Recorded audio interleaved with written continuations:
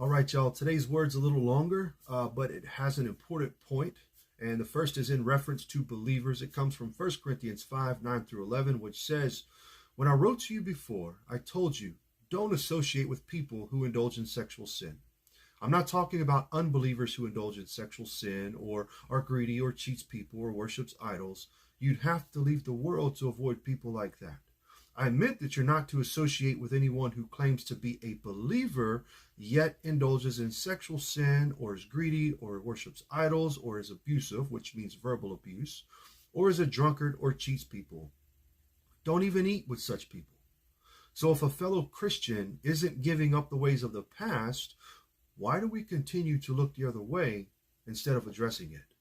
This says don't fellowship with a Christian who's doing that. That means to cut him off.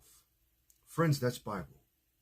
Now, if we look at the other side of that coin for an unbeliever, 2 Corinthians 6:14, it says, don't be unequally yoked with an unbeliever. How can righteousness be a partner with wickedness? How can light live with darkness? You see, we can't be like two oxen paired together going in the same direction. We have two different spiritual paths and principles and ways of life. We're not the same as each other.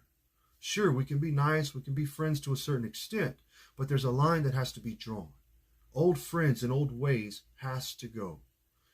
For example, if you stay friends with an unbeliever or if you go into business with one, they have different principles than you.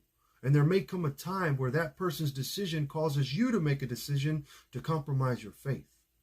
You see, they live a life of sin, and if you constantly hang around that, there's a good chance you may also pick up their bad habits.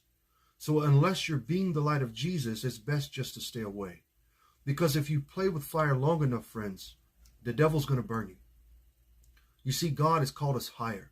He's called us to a standard of holiness, to live as a separate people in order to represent him rightly. And that means that sometimes you're going to have to cut people off. I know this is a hard word, but this is Bible. Until next time, friends, God bless you. Shalom.